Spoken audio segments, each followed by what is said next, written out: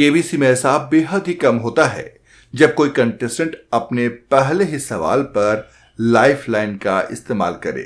ऐसा शायद ही कभी देखने को आया हो जब कंटेस्टेंट ने अपने पहले ही सवाल पर लाइफलाइन का इस्तेमाल कर लिया हो, और अगर कर भी लिया हो तो फिर उसका सफर ज्यादा देर तक नहीं चल पाता, यानी कि वो लंबे टाइम तक गेम में बना नहीं रह पाता।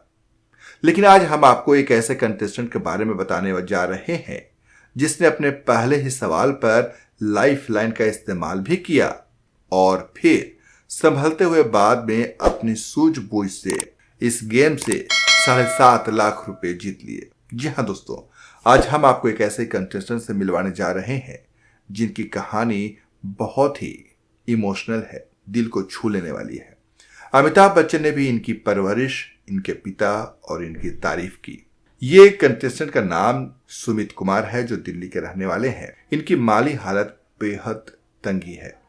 इनके पिता सब्जी की दुकान लगाते हैं और इतनी आमदनी नहीं होती कि उससे पूरे परिवार का खर्चा अच्छे से चल पाए। लेकिन इसके बावजूद सुमित के पिता ने कभी अपने बच्चों को कमी नहीं होने दी, उन्हें पढ़ाया लिखाया। इनका एक बेटा सीए फाइनल ईयर की तैयारी कर रहा है, बेटी भी एमए कर चुकी है और सुमित भी पढ़ रहे हैं। अमिताभ बच्चन ने इस परवरिश के लिए, बच्चे को अच्छे संस्कार देने के लिए इनके पिता की ऑन स्टेज तारीफ की। उन्होंने कहा, यह आपकी परवरिश का ही असर है जो ये आज यहां पहुंचे हैं, और उन्होंने उनके पिता की तारीफ की।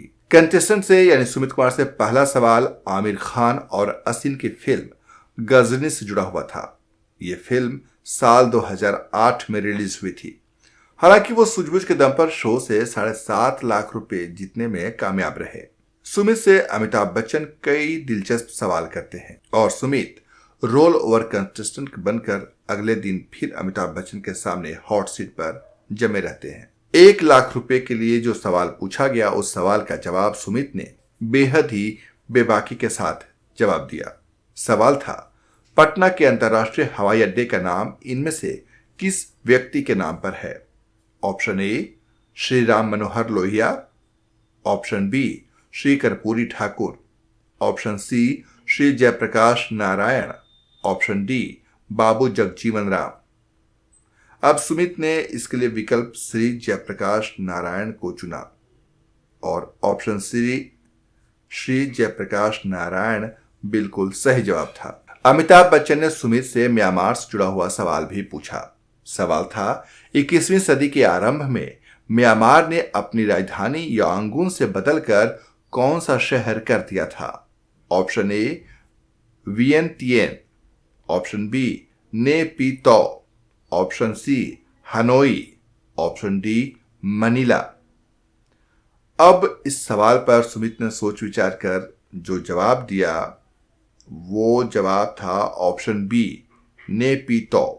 इन्होंने लॉक कर दिया इस ऑप्शन को और इस तरह से ये सही जवाब था। सुमित 5 लाख का पड़ाव पार करने में भी कामयाब रहते हैं और फिर अमिताभ बच्चन ने उनसे अगला सवाल किया, ऐतिहासिक अंबा विलास पैलेस बेहतर रूप में से इनमें से किस नाम से जाना जाता है?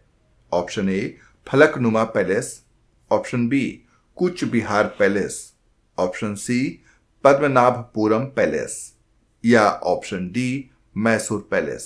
अब सुमित ने 11वें सवाल पर लाइफलाइन ऑडियंस पोल का इस्तेमाल किया और 7.5 लाख रुपए जीत लिए। उनसे इसके बाद 12.5 लाख रुपए का सवाल भी पूछा जाता है और सुमित कहते हैं कि हमारे पिताजी को 12.5 लाख रुपए कमाने के लिए 8 साल काम करना पड़ेगा, तब कहीं जाकर वो 12.5 लाख रुपए कमा सकेंगे। ये सुनकर अमिताभ बच्चन कहते हैं कि देखा आपने, आपकी परवरिश और शिक्षा का नतीजा है कि सुमित यहाँ बैठे हुए खेलते हुए आधे घंटे में ही 12.5 लाख के पड़ाव पर पहुंच जाते हैं। तो इस तरह से सुमित का ये सफर पूरा होता है।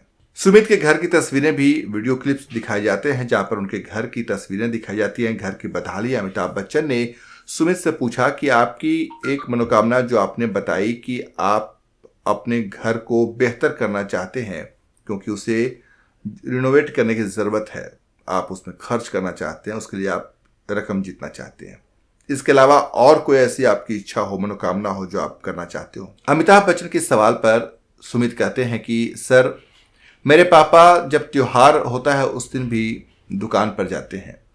नौबत ये होती है कि हम लोगों को फोन करके कहना पड़ता है कि पापा आज आप छुट्टी कर लीजिए और त्योहार पर या दिवाली पर हमारे साथ घर पर मना लीजिए।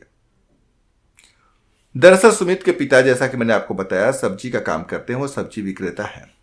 और इसमें समस्या ये होती, जो सुमित के मुताबिक, बकौल सुमित, जो उन्होंने बताया अमिताभ बच्चन के सामने, सेट पर सबके सामने, कि सर इसमें समस्या ये होती है कि वो अहले सुबह उठकर मंडी जाते हैं और मंडी से देख परख कर वहां से सब्जियां खरीद कर लाते हैं और फिर उन सब्जियों को दोपहर 3 बजे से वो बेचने निकल जाते हैं। अब अगर ऐसे में वो सब्जियां आज नहीं बिकी, वो सब्जियां बची रह गई, तो फिर उन सब्जियों को बेचना अगले दिन जरूरी है, क्योंकि उन्हें ज्यादा दिनों तक रखा नहीं जा सकता, सब्जियां खराब हो जाएंगी।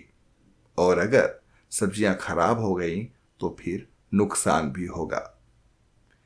इस वजह से अगर सब्जियां बच जाती हैं तो उनके पिताजी को अगले दिन भी दुकान लगानी पड़ती है, सब्जी बेचने जाना पड़ता है।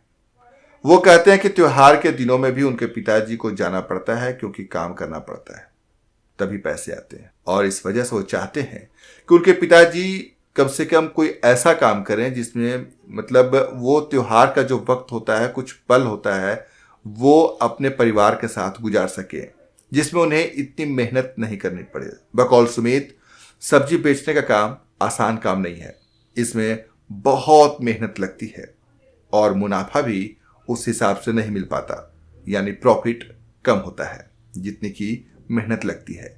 तो सुमित इस तस्वीर को बदलना चाहते हैं। वो चाहते हैं कि उनके पिताजी की जो ये हालत है, जिस तरीके से वो काम कर रहे हैं, वो बदले, और इसलिए वो यहाँ से अच्छी खासी रकम जीतना चाहते हैं। इस पर अमिताभ बच्चन कहते हैं कि ये आपकी परवरिश का नतीजा है कि आज जो पढ़ लिख कर अपने पैरों पर अब ये खड़ा होना चाहते हैं, और खड़ा इसलिए होना चाहते हैं ताकि आपके लिए कुछ कर सके। ये बहुत ही अच्छी सोच है और वो सुमित की भी तारीफ करते हैं। इस तरह से वहां मौजूद तमाम ऑडियंस तालियां बजाने लगती हैं और सुमित का हौसला अफजाई करती हैं। अमिताभ बच्चन भी सुमित को बधाइयां देते हैं और शुभकामनाएं भी देते हैं कि वो अपने जीवन में ढेर सारी तरक्की करें, वो जो भी चीजें पाना चाहते हैं उसे पूरा करें और अच्छे से जीवन यापन करें। आप भी कमेंट करके सुमित को शुभकामनाएं दे सकते हैं। तो दोस्तों, अगर आपको हमारा वीडियो पसंद आया हो तो आप हमारे यूट्यूब चैनल को सब्सक्राइब करें, वीडियो को लाइक करें, शेयर करें और कमेंट जरूर करें। मिलते हैं अगले फिर किसी नए वीडियो में नई जानकारी के साथ। तब तक के लिए नमस्कार।